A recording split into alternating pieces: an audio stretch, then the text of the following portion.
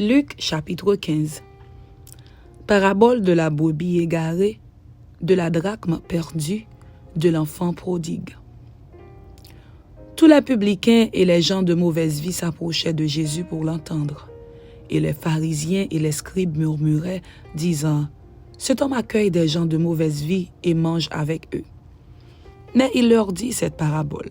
« Quel homme d'entre vous, s'il a 100 brebis et qu'il en perde une, ne laisse les 99 autres dans le désert pour aller après celle qui est perdue jusqu'à ce qu'il la retrouve? Lorsqu'il l'a retrouvée, il la met avec joie sur ses épaules et, de retour à la maison, il appelle ses amis et ses voisins et leur dit, « Réjouissez-vous avec moi, car j'ai retrouvé ma brebis qui était perdue. » De même, je vous le dis, il y aura plus de joie dans le ciel pour un seul pécheur qui se repent que pour 99 justes qui n'ont pas besoin de repentance. Ou quelle femme, si elle a 10 drachmes et qu'elle en perde une, n'allume une lampe, ne balaie la maison et ne cherche avec soin jusqu'à ce qu'elle la retrouve. Lorsqu'elle l'a retrouvée, elle appelle ses amis et ses voisines et dit « Réjouissez-vous avec moi car j'ai retrouvé la drachme que j'avais perdue. » De même, je vous le dis, il y a de la joie devant les anges de Dieu pour un seul pécheur qui se repent. Il dit encore, un homme avait 2 fils. Le plus jeune dit à son père, « Mon père, donne-moi la part de bien qui doit me revenir. » Et le père leur partagea son bien. Peu de jours après, le jeune fils, ayant tout ramassé, partit pour un pays éloigné où il dissipa son bien en vivant dans la débauche. Lorsqu'il eut tout dépensé, une grande famine survint dans ce pays et il commença à se trouver dans le besoin. Il alla se mettre au service d'un des habitants du pays qu'il envoya dans ses champs garder les pourceaux. Il aurait bien voulu se rassasier des carouges que mangeaient les pourceaux, mais personne ne lui en donnait. Étant rentré en lui-même, il se dit, « Combien de mercenaires chez mon père ont du pain en abondance, et moi, ici, je meurs de faim. Je me lèverai, j'irai vers mon père, et je lui dirai, « Mon père, j'ai péché contre le ciel et contre toi. Je ne suis plus digne d'être appelé ton fils.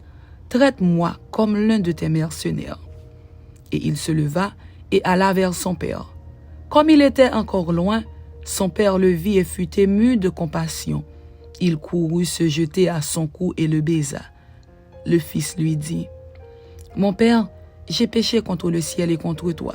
Je ne suis plus digne d'être appelé ton fils. » Mais le père dit à ses serviteurs, « Apportez vite la plus belle robe et l'en revêtez.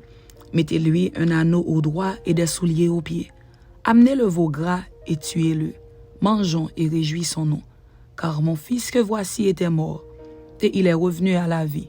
Il était perdu, et il est retrouvé. » Et ils commencèrent à se réjouir.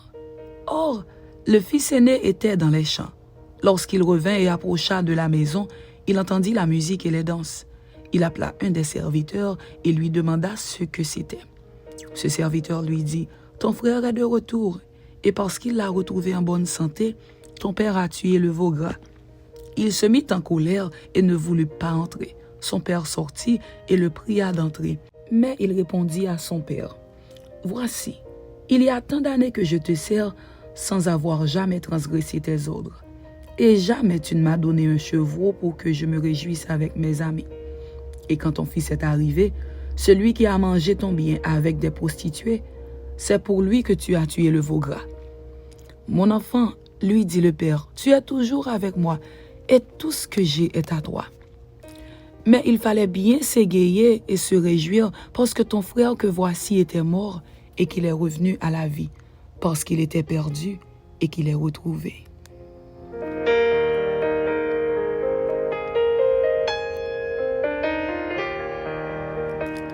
Luc chapitre 16. Parabole de l'économe infidèle.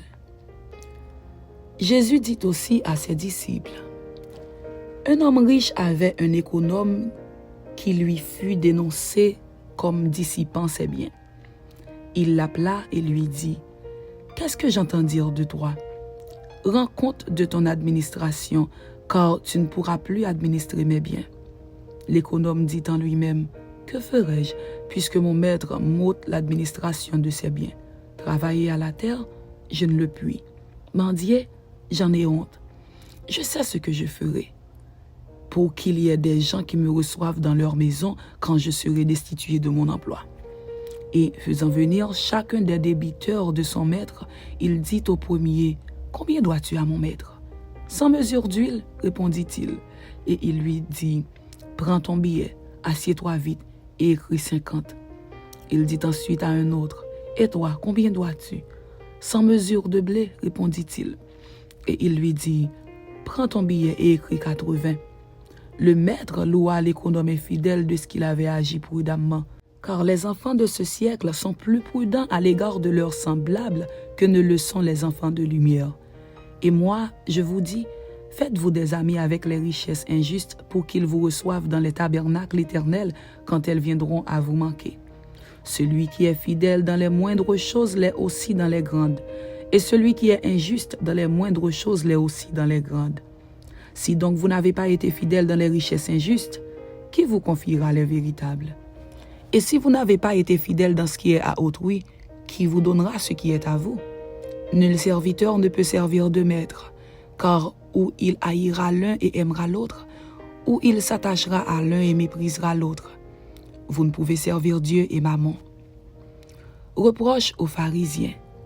Les pharisiens qui étaient avares écoutaient aussi tout cela, et ils se moquaient de lui. Jésus leur dit, « Vous cherchez à paraître juste devant les hommes, mais Dieu connaît vos cœurs, car ce qui est élevé parmi les hommes est une abomination devant Dieu. La loi et les prophètes ont subsisté jusqu'à Jean. Depuis lors, le royaume de Dieu est annoncé et chacun use de violence pour y entrer.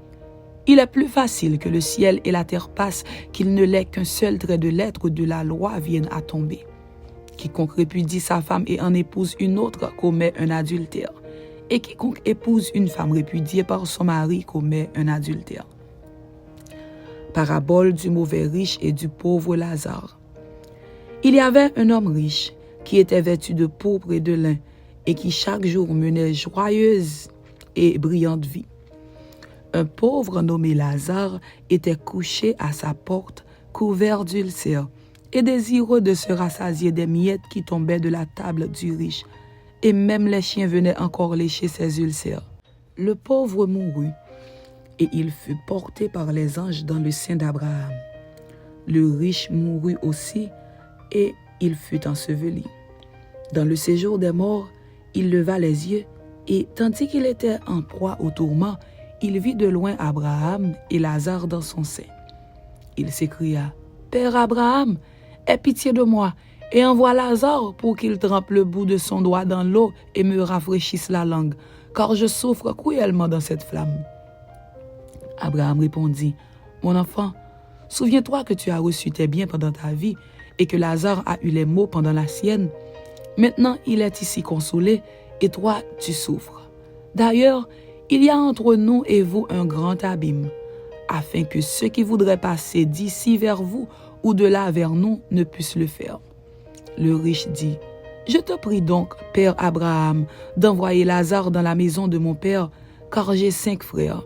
C'est pour qu'il leur atteste ces choses, afin qu'ils ne viennent pas aussi dans ce lieu de tourment. » Abraham répondit, « Ils ont Moïse et les prophètes, qu'ils les écoutent. » Et il dit, « Non, Père Abraham, mais si quelqu'un des morts va vers eux, ils se repentiront. » Et Abraham lui dit, « S'ils n'écoutent pas Moïse et les prophètes, ils ne se laisseront pas persuader quand même quelqu'un des morts ressusciterait. » Amen.